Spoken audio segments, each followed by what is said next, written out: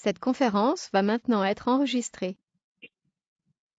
Bonjour à tous, bienvenue pour cette nouvelle session REI 4A qui va être dédiée à l'hémodynamique dans l'insuffisance cardiaque avancée. Et je laisse la main à Charles Fouvel qui va assurer la modération. Merci Clément. Bonjour à tous. En effet, bienvenue à cette nouvelle session qui est consacrée à l'hémodynamique, donc sujet passionnant. Moi, je suis le docteur Charles Fauvel, cardiologue au CHU de Rouen. Je fais de l'insuffisance cardiaque, donc c'est un sujet que j'apprécie particulièrement. Et donc, je vais modérer cette session avec le professeur Lamblin qui devrait pas tarder à arriver. Et nous allons avoir deux topos aujourd'hui.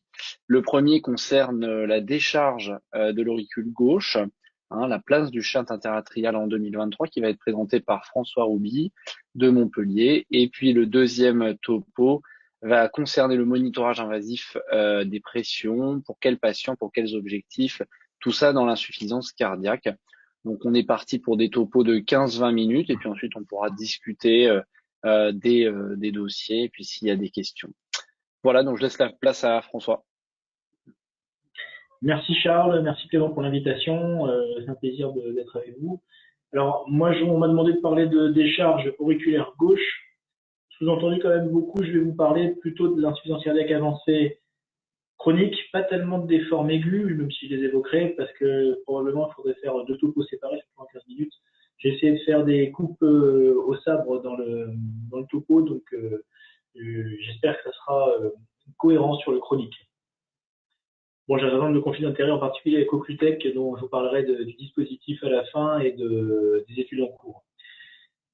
Bon, d'abord, peut-être rappeler que d'où vient l'idée de décharger l'oreillette gauche, c'est que, vous le savez, la physiopathologie et en particulier à l'effort, les pressions dans le cœur gauche vont se traduire au niveau de l'oreillette gauche. C'est bien connu, je vais vous montrer quelques courbes, quelques données épidémiologiques qui sont fort anciennes et qui sont très bien établies, et que cette surcharge va rapidement être associé certes à la dysfonction diastolique, mais également aux symptômes des patients. Donc, ce qui est très intéressant, c'est qu'il y a une adaptation quand on doit faire un shunt dans les conditions de charge, mais également à l'effort. C'est vraiment un élément important, je pense, parce que toutes les évaluations qu'on peut faire, échographiques, même hémodynamiques, au repos, il faut bien quand même considérer qu'elles sont, pour bonne part, complètement obsolètes, dès lors qu'il s'agit de voir comment le patient doit s'adapter à l'effort. Alors justement, à l'effort, on voit très bien que ces augmentations de pression sont directement corrélées au degré d'insuffisance cardiaque, mais également au pronostic. Alors le pronostic, c'est des choses très classiques que je vous montre, qui sont très anciennes, mais plus vous avez les pressions en gauche qui sont élevées, plus vous avez un pronostic qui est défavorable, que ce soit d'ailleurs au repos ou à l'effort. Et puis ce qu'on montre, c'est que certes, vous avez ça au niveau des pressions capillaires, mais vous retrouvez un peu la même chose au niveau de l'oreillette, avec des survies qui sont quand même du simple double. Et donc, vraiment, ça a un impact, une relation en tout cas physiopathologique qui est vraiment extrêmement importante. En particulier, hop là, j'ai des animations qui passent pas, je sais pas pourquoi. En particulier dans une forme d'insuffisance cardiaque dans lesquelles les pressions dans l'oreillette gauche montent facilement, qui sont les insuffisances cardiaques à pression d'éjection préservée. Parce que certes, dans la RE4A, on parle beaucoup d'insuffisance cardiaque avancée, donc sous-entendu sujet jeune, insuffisance cardiaque sur un infarctus, mais il ne faut pas oublier qu'il y a quand même 50% de nos patients au moins, certes de plus âgés, qui font de l'insuffisance cardiaque à effet préservé, avec une physiopathologie qui fait la part belle à cette augmentation de pression dans le cœur gauche, et en particulier la transmission à l'oreillette gauche, avec des anomalies morphologiques, des anomalies fonctionnelles, et puis bien sûr intriqué avec les troubles du rythme qui vont précipiter l'évolution de ces patients. Alors, une physiopathologie complexe qui fait la part belle également à des anomalies métaboliques, c'est écrit en bas à gauche, à de l'inflammation, des choses qui moi m'intéressent beaucoup, et puis bien sûr il y a des questions de volémie, et donc vous comprenez d'emblée qu'on va avoir, en dehors de ce dont je vous parle, des pistes cardiométaboliques, alors bien sûr les glyphosines, d'autres, des pistes inflammatoires qui sont en cours d'exploration. Il y a également des essais en cours dans cette pathologie sur l'inflammation autour de l'oreillette et de cette ambiance d'augmentation de pression dans l'oreillette gauche. Et puis bien sûr la gestion de la volémie. Je vous en reparlerai un petit peu brièvement avec la place belle de la télésurveillance. Alors pourquoi la télésurveillance? Parce que les augmentations de pression, alors il y a Pascal qui est connecté, donc ça me permet de lui faire un coucou sur le CardioMEMS. Ça n'a pas un rapport direct, quoique l'augmentation de pression, je pense que pas que Pascal me contredise, elle est difficile à évaluer, elle est difficile à prévoir, en particulier dans la pression d'éjection préservée. Et c'est tellement dépendant de la volémie que les variations sur le poids sont souvent insuffisantes. C'est pour ça que j'ai déjà eu l'occasion, je pense, de vous parler du CardioMEMS, ce capteur de pression qu'on met dans l'artère pulmonaire et qui semble quand même très intéressant chez ces patients qui vont avoir des augmentations rapides dans des conditions de charge, mais également dans des conditions d'effort ou même si c'est des efforts d'augmentation de l'activité physique sur quelques jours. Et pour mémoire, je vous rappelle juste que c'est un dispositif qu'on va mettre dans l'artère pulmonaire. Ici, vous voyez l'artère pulmonaire gauche, le dispositif qui est largué et qui va nous permettre de suivre de façon beaucoup plus fine la physiopathologie sur le plan hémodynamique. Alors la physiopathologie, c'est pas que ça. Dans l'insuffisance cardiaque à effet préservé, vous avez d'autres éléments. Alors je vous ai mis l'inflammation métabolique dont je vous parlais, et là vous avez une revue dans lesquelles on met les différents candidats sur le plan moléculaire métabolique. Mais vraiment le côté surcharge est important. Alors comment baisser cette surcharge?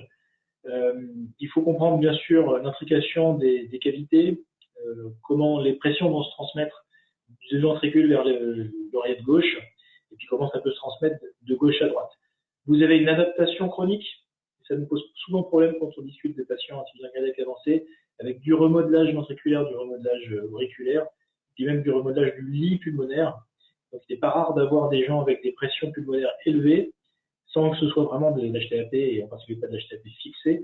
C'est un vrai problème de voir comment c'est réversible ou non. D'où la place de l'interventionnel. J'arrive après cette petite introduction, mais je crois que c'était quand même important, pour essayer de voir si on peut, alors moi je suis aussi à l'interventionnel, j'ai parfois des visions très très simples. Il y a trop de pression dans les cavités gauches, les cavités droites sont capables d'absorber ces pressions, on va faire un trou pour décharger les cavités gauches vers les cavités droites. Il y a d'autres options possibles. Au niveau, on peut travailler sur le remodelage ventriculaire, on peut travailler sur la resynchronisation entre guillemets auriculaire, mais c'est tout à fait en dehors du topo, c'est tout à fait en dehors de mon champ de compétences.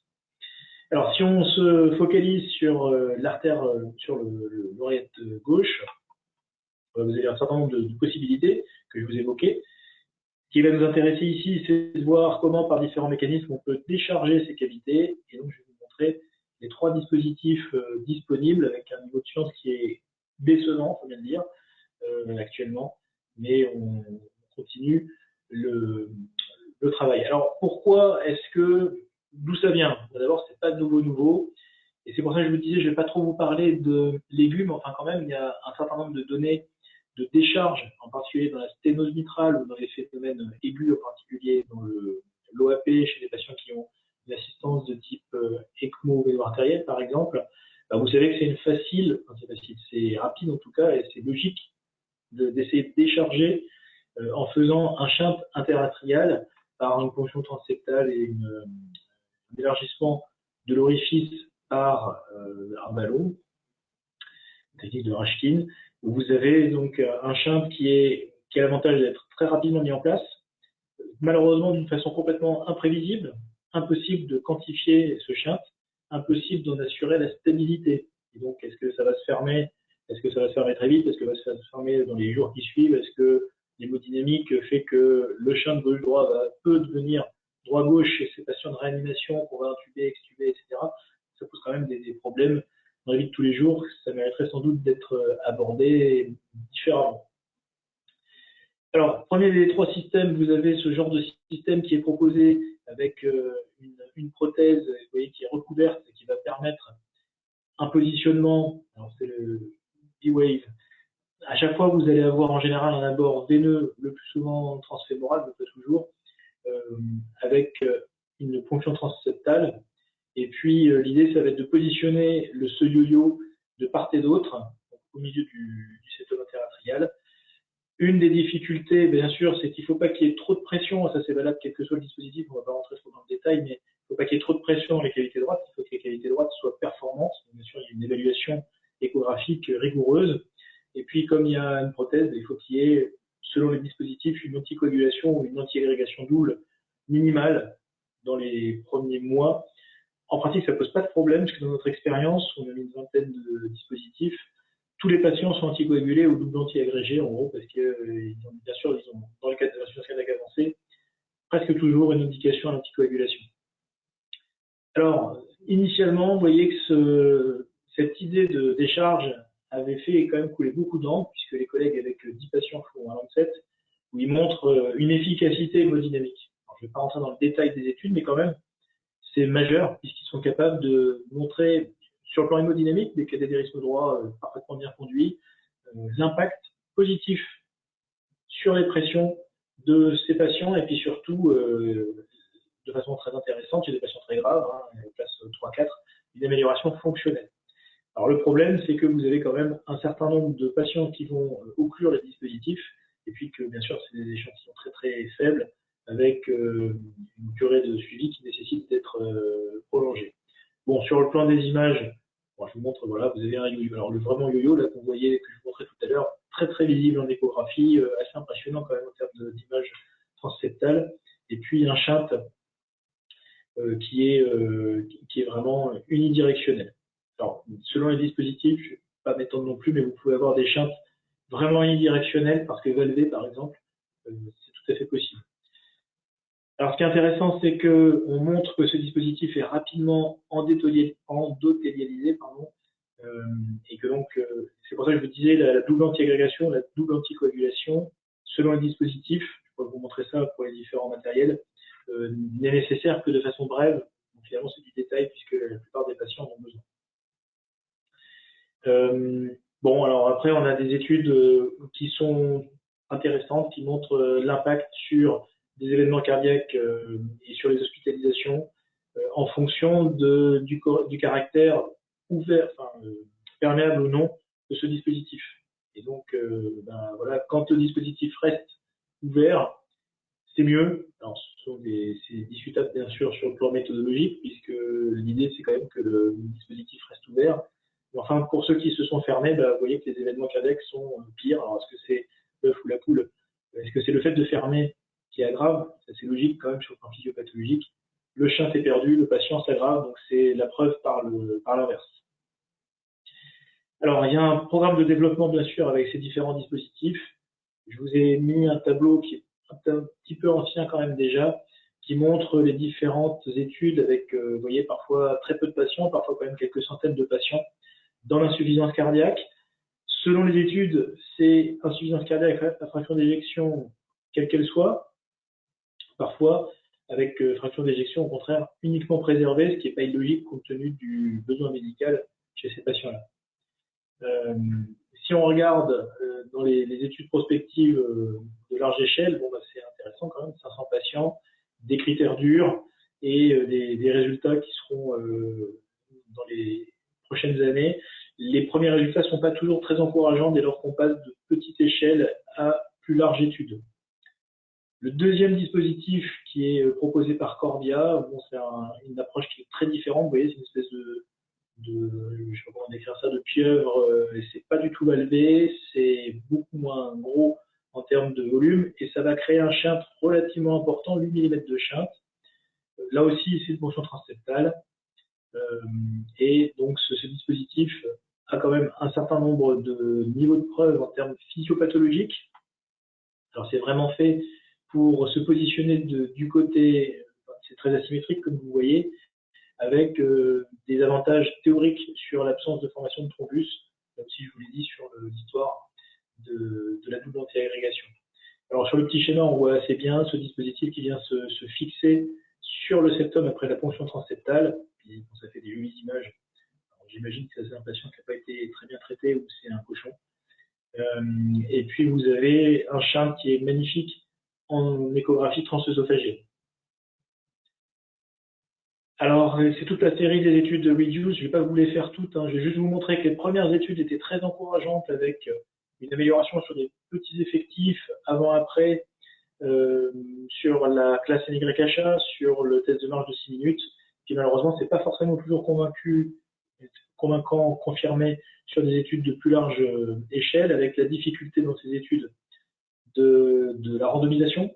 Est-ce qu'on doit randomiser un patient, ça c'est valable quels que soient les devices, device versus prise en charge conventionnelle, device versus sham, c'est-à-dire que vous allez fonctionner la veine, anesthésier le patient, faire un cathétérisme droit et puis vous voyez comment il évolue parce que bien sûr il y a l'impact du geste qui compte, donc c'est vraiment difficile dans ces dispositifs de montrer de l'efficacité. Et donc même si vous avez des niveaux de preuve physiopathologiques qui sont intéressants, des niveaux de preuve sur le test de marche de 6 minutes ou sur d'autres paramètres, y compris des paramètres très physiologiques comme le débit cardiaque, ben, c'est difficile d'aller au-delà et vous avez quelques tentatives avec des comparaisons de patients, des comparaisons de cohortes qui sont quand même sur le plan scientifique pas tout à fait convaincants, mais qui sont prometteuses. Voilà, donc le deuxième dispositif qui est un autre type de shunt très asymétrique, non valvé, et puis des études dont vous avez entendu parler, je pense, avec Reduce Lab 2, pour essayer d'aller plus loin dans la preuve de concept.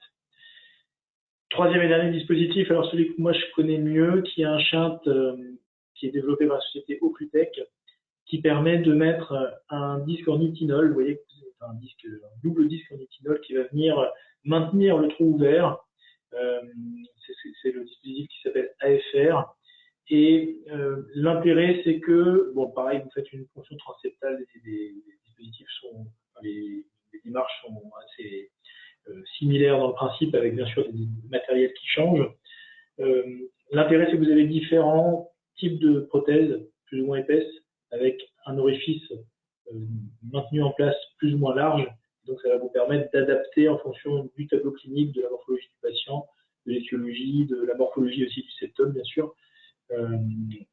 Comment vous procédez? Voilà, la ponction transseptale, en général un repérage bien sûr transœsophagien, le ballon pour déchirer le septum, le dispositif que vous allez venir fixer avec un premier disque qui sera déployé du côté gauche, et puis le deuxième disque, vous voyez ici, qui est déployé du côté droit, donc vous imaginez bien sûr que vous avez le septum interauriculaire au milieu, et puis le double disque qui est largué par le dispositif, une procédure qui est au total, alors bien sûr ça dépend si vous avez besoin de faire vos évaluations hémodynamiques avant, pendant, après, mais une procédure comme toute procédure transseptale qui peut aller relativement vite dès lors que c'est au point, et donc je dirais 45 minutes pour délivrer en sécurité la prothèse. Alors là aussi il y a des études en développement, un registre international, européen qui est en cours d'achèvement, quelques dizaines, quelques centaines de patients, principalement en Allemagne et en France, avec d'autres pays qui rejoignent pour terminer les infusions. Et puis des études randomisées qui vont être faites malheureusement pas en France. Ça, c'est une grosse déception. Si on compare les trois dispositifs, vous avez différentes tailles. Vous avez la possibilité, sur le dispositif Occlutech, ce qui est intéressant, c'est que vous pouvez le reprendre, le récupérer s'il est mal positionné ou si vous avez un souci. Par ailleurs, il est créé par la même société qui fait des fermetures de FOB, donc c'est possible d'aller le refermer, vous créez le trou puis vous le refermez si les conditions hémodynamiques changent. Si bien que, par exemple, ça me semble être un candidat très intéressant dans l'aigu, que j'ai pas trop développé. On pourrait imaginer de faire un Rashkin chez des patients qui peuvent en avoir besoin, ECMO vélo-artériel avec OAP, de façon très contrôlée. Et puis, une fois que le patient est sevré, qu'il va mieux, etc., de refermer ce dispositif. Donc voilà, ça c'est un petit aparté puisqu'on est entre amis et qu'on essaye de voir les études éventuelles qui pourraient jouer. Alors, le laboratoire s'intéresse à des patients insuffisants cardiaques plus hétérogènes probablement que ceux que je vous ai montrés précédemment, puisque ça s'adresse aussi bien à la suffisance cardiaque à fraction d'éjection réduite que fraction d'éjection préservée, avec les critères sont très très vastes. Il faut simplement que le patient soit symptomatique et puis qu'il ait une espérance de vie correcte.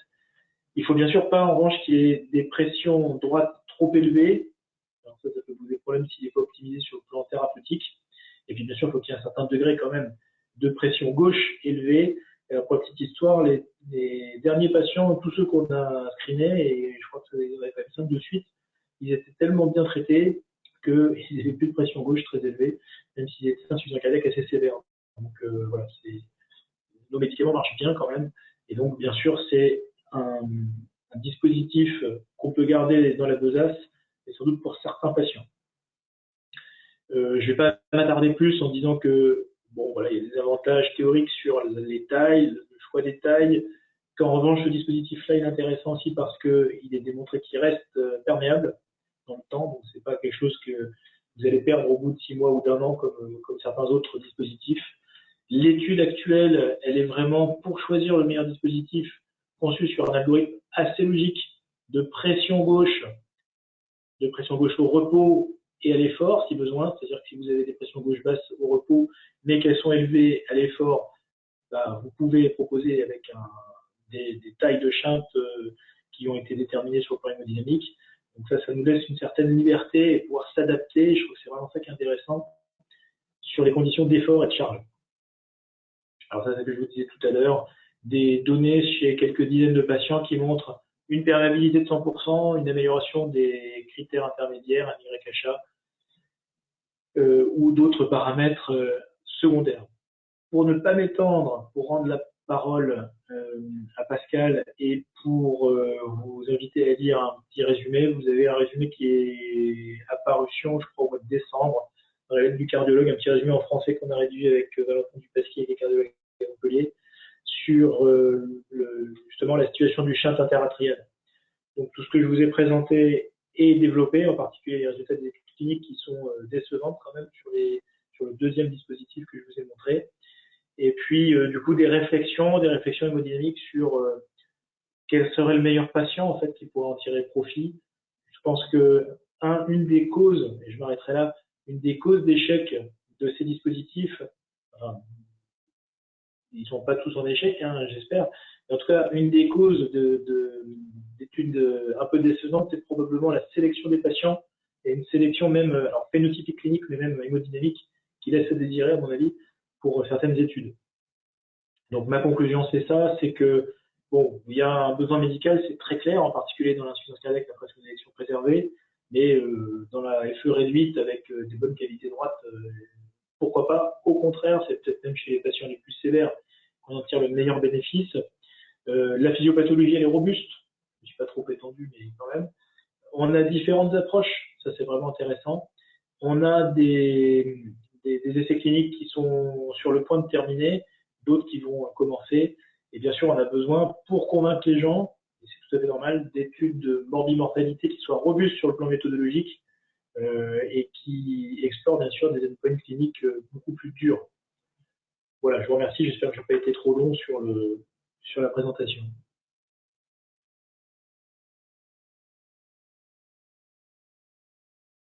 Merci beaucoup.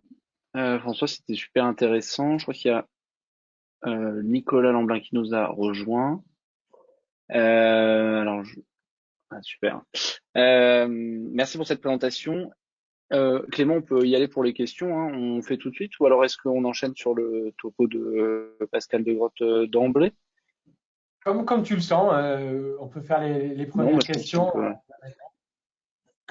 Moi, j'avais quelques questions. Je trouve ça super intéressant, tous ces gradients, tous ces dispositifs de décharge interatriaux. J'étais un peu déçu par l'étude REDUCE-LAP, mais en effet, qui a montré que probablement on avait sélectionné des patients qui avaient une maladie vasculaire pulmonaire latente, et on sait bien que ça c'est un vrai problème dans l'FPEF, puisqu'il y a cette maladie vasculaire pulmonaire qui est plus ou moins sévère qui va se développer.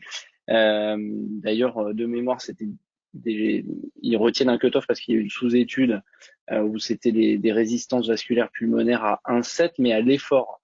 Donc je voulais savoir, est-ce que toi en pratique, tu fais toujours un cathé de repos et un cathé d'effort avant de mettre ce dispositif interatrial? Est-ce qu'il y a un niveau de résistance vasculaire pulmonaire au-dessus duquel on se dit non? Et toujours un peu dans la réflexion hémodynamique, on dit que le gradient de l'oreillette gauche doit être supérieur au gradient, enfin la pression de l'oreillette gauche doit être supérieure à la pression dans l'oreillette droite, ce qui paraît logique, sinon il n'y a pas de shunt. Est-ce qu'il y a un certain seuil de gradient en dessous duquel on se dit non? Par exemple, si on a, je sais pas, 20 dans la POG et puis 18 dans la POD, est-ce que ça vaut le coup de créer ce shunt avec 2 mm de mercure d'écart ou pas? Voilà, c'est un peu ça. Je pense, je sais pas s'il y a toutes les réponses déjà là-dessus, mais c'est un peu pour discuter. Alors d'abord, je voudrais rebondir sur Uniswap parce que ça fait partie des slides que j'ai passé à la corbeille sans le vouloir. Mais bon, de toute façon, il fallait faire court. Moi, on était tous déçus quand même de cette étude, donc il faut mieux comprendre. Et je pense que tu l'as très bien dit, hein, le phénotype hémodynamique quand même laisse un peu à désirer. Dans le protocole, on nous demande dans le protocole avec le dispositif AFR, on nous demande, c'est celui que je connais le mieux, on nous demande de pratiquer un cathétérisme au repos. Si tu as un doute, c'est-à-dire si tu n'as pas d'HTAP au repos, d'augmentation des pressions cathétéraires au repos, tu as le droit de faire le cathétérisme d'effort. Alors, le cathétérisme d'effort, je le fais que dans ces conditions-là. Et quand même, j'ai l'impression que, alors, sauf que c'est un patient très symptomatique, où c'est vraiment intéressant de voir si les patients vont beaucoup à l'effort, et je suis sûr que ça fait partie des gens qui vont en tirer le plus de bénéfices. Je pense que là, vraiment, il y a toute la place. Sur ta deuxième question concernant les gradients, là, pour le coup, c'est une étude, donc on suit l'algorithme de l'étude, c'est-à-dire qu'on ne se pose pas de questions. Moi, je suis cadre interventionnel, je ne me pose aucune question. Ça rentre dans la case ou pas. Ça rentre pas dans la case, je le fais pas. Ça rentre dans la case, je le fais. Sinon, on peut pas répondre à la question de l'étude. Mais bien sûr, je suis d'accord avec toi. Il y a des patients pour lesquels c'est pas logique. Et de toute façon, s'il a une POD à 18, c'est quand même embêtant parce que ça veut dire qu'il a des pressions d'emplissage droite élevées. Enfin, ça va pas. Je pense qu'il faut s'acharner à l'optimiser médicalement d'abord. Ça nous est arrivé de refaire le cathétérisme droit après cure de diurétique, cure d'amine s'il faut, pour vraiment essayer d'avoir un patient le plus optimisé possible. Et souvent d'ailleurs, il sort des critères d'inclusion dans l'étude. Donc je suis tout à fait d'accord avec toi. Étant donné que le niveau de preuve est quand même pas énorme, à mon avis, il faut que le patient soit très symptomatique.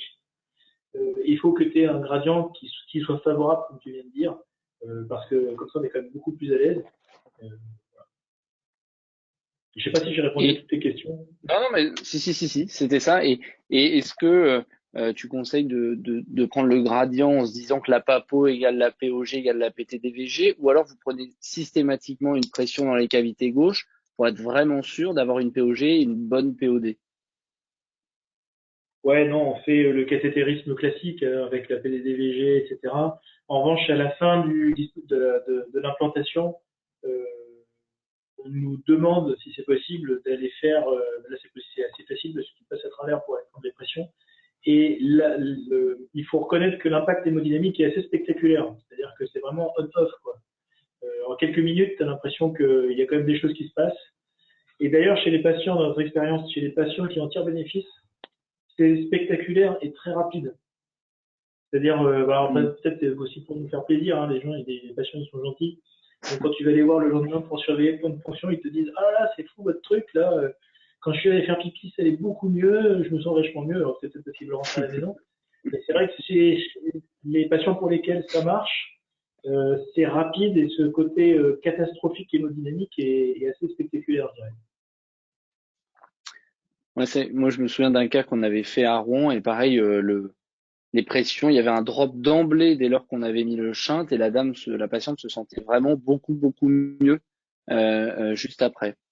Alors, je ne sais pas si Nicolas Lamblin a des questions.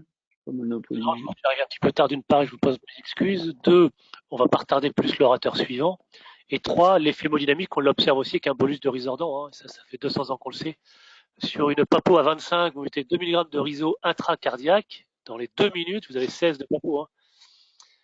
Le problème étant les bénéfices au long terme qu'on a avec le riso, qu'on espérait avoir avec ce shunt interatrial parce que c'est plus adaptatif à l'effort et le système reste en place. Donc je trouve que ça a énormément, c'est très séduisant. Et à ce jour, on n'a pas de certitude. Non, mais voilà, j'ai pas de question particulière. Merci François pour ton topo. J'ai une question pour Nicolas, pourquoi tu as changé de nom? Oui, parce que c'est à la mode d'être toulousain. J'ai toujours rêvé. Non, mais je suis complètement d'accord avec toi. C'est après la boutade, Nicolas, je suis à fond d'accord avec toi. C'est quand même très séduisant sur le plan physiopathologique. C'est pour ça qu'on est à fond et qu'on essaye d'apporter des réponses. Mais on a besoin de preuves de meilleur niveau, hein, c'est sûr. Et tu participes à l'essai de Occlutech, là, actuellement, qu'ils ont essayé de déployer sur la France? On participe moi, je coordonne pour la France le registre, tu sais, le registre européen, où il y a 25 patients à peu près qui ont été inclus pour la France. et un tout petit peu moins pour l'Allemagne. Donc on galère un peu parce que c'était censé être plus de 100 patients, pour laquelle voilà. Et puis après, en revanche, l'étude prospective qui était annoncée, qui est par registre, ne sera pas faite en France. Ça, c'est une information récente et très très étonnante. Donc on devait participer, mais on ne participera pas.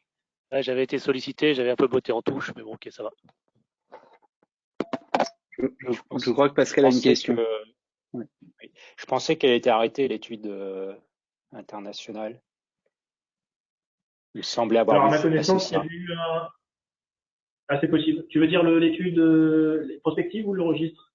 Parce que le registre, il n'est pas terminé. Prospective. Ils vont continuer à inclure dedans. L'étude prospective en France, c'est pour des raisons méthodologiques, en fait, où le bras CHAM, je ne vais pas dire de bêtises, mais il me semble que le bras CHAM a été refusé par c'est peut-être pour ça, alors. la GSM. Ouais. Mais ça ne veut pas dire qu'ils ne la font pas. Hein, et bien sûr, compte tenu des résultats négatifs du concurrent, si tu veux, peut-être que ça permet aussi au laboratoire de réfléchir et à redéfinir des priorités. Il faut ne rien vous cacher, les industriels ayant plein de bonnes idées, ça va beaucoup intéresser Nicolas. Ils sont partis dans l'HTAP. Mais c'est un autre problème. Alors, j'ai un tout petit commentaire sur Reduce Lab. C'est le taux d'événement dans le groupe de ces patients qui est extrêmement faible, ce qui témoigne qu'on a sélectionné énormément la population et que finalement, ça ne correspond pas à la population que nous voyons habituellement. Tout à fait d'accord. Nous, on a pris au contraire dans le registre des patients très graves, des patients sur la liste de transplantation. Bon, d'ailleurs, en faveur du dispositif, c'est la même expérience que Charles. C'est pas pour tous les patients, hein. Faites pas dire ce que j'ai pas dit. Enfin, pour les plus spectaculaires, il y a une dame qui est sur liste de transplantation depuis plusieurs années, tellement elle a été améliorée, elle a pu reprendre le travail. Enfin, bon, c'est parfois vraiment intéressant. En tout cas, pour tous ces échanges, Pascal, je viens de vous passer la main normalement pour pouvoir partager. Tout à fait. Et je vous laisse Nicolas et Charles faire les présentations. Est-ce que vous voyez mon... Oui, tout à fait, vous voyez. On voit ton écran. Oui, on voit. J'introduis si vous voulez, Nicolas. Et donc, on va continuer cette session avec Pascal Legrotte de Lille et on va donc poursuivre sur l'hémodynamique avec le monitorage invasif chronique des pressions. Pour quels patients, pour quels objectifs? Voilà, merci.